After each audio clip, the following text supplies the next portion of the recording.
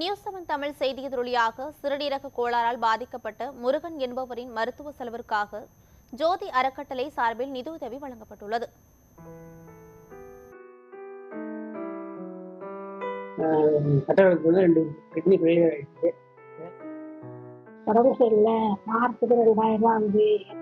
மேற்கூரை சரியில்லாத வீட்டில் வசிக்கும் குடும்பம், புற்றுநோயால் பாதிக்கப்பட்ட அம்மா, பள்ளிக்கு செல்லும் மகள் என செய்ய கடமை அதிகமாக இருக்கும் முருகனுக்கு வந்த சோதனையோ காண்போரை கண்கலங்க வைக்கிறது. தனது இரு சிறுநீரகமும் பாதிக்கப்பட்டு வாழ்க்கையின் அடுத்த கட்டத்திற்கு என்ன செய்வதென்று விழி பிதுங்கி நின்ற முருகனுக்கு துணையாக நின்றது நியூஸ் 7 தமிழ். தஞ்சையில் நாஞ்சிக்கோட்டை சாலை சேகர் காலனியைச் சேர்ந்தவர் முருகன்.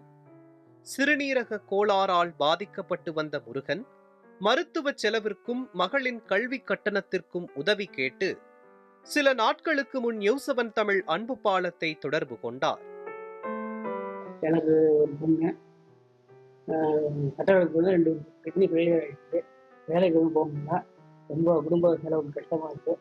எனக்கு பொண்ணு கோவிலுக்கு கிட்ட கூட பணம் இல்லை. வயசான அம்மா தான், அவங்க தான் பார்த்துக்கிறாங்க. ஏதாச்சும் உங்களால் முடிஞ்ச உதவி. 2 கிட்னி ஃபெயிலியர் ஆகிடுச்சு.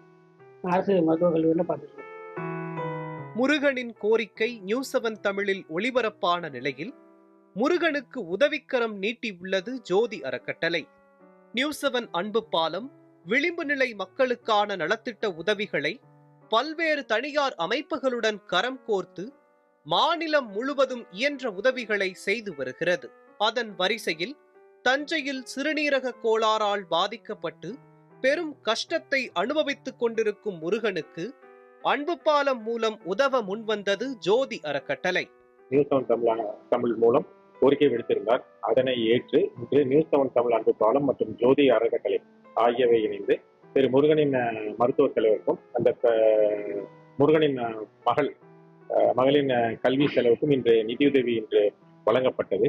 மேலும் ஒற்றை பெற்றோர் கொண்ட 4 பிள்ளைகளுக்கான கல்வி செலவும் இன்று நியூஸ் 7 தமிழ் அன்பு பாலம் மற்றும் ஜோதி அறக்கட்டளை ஆகியவற்றின் சார்பில் வழங்கப்பட்டது.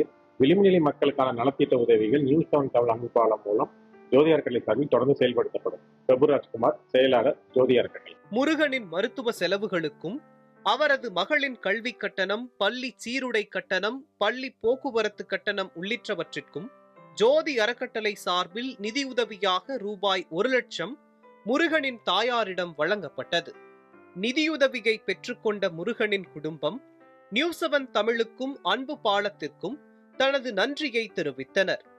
இதற்கான சிறப்பான ஏற்பாடுகளை செய்த ஜோதி அறக்கட்டளை செயலர் பிரபுராஜ்குமார், மேற்பார்வை மேலாளர் ஞானசுந்தரி மற்றும் நிர்வாக உதவியாளர் குகனேஸ்வரி ஆகியோருக்கும் தனது நன்றியை அக்குடும்பம் தெரிவித்துக் கொண்டது.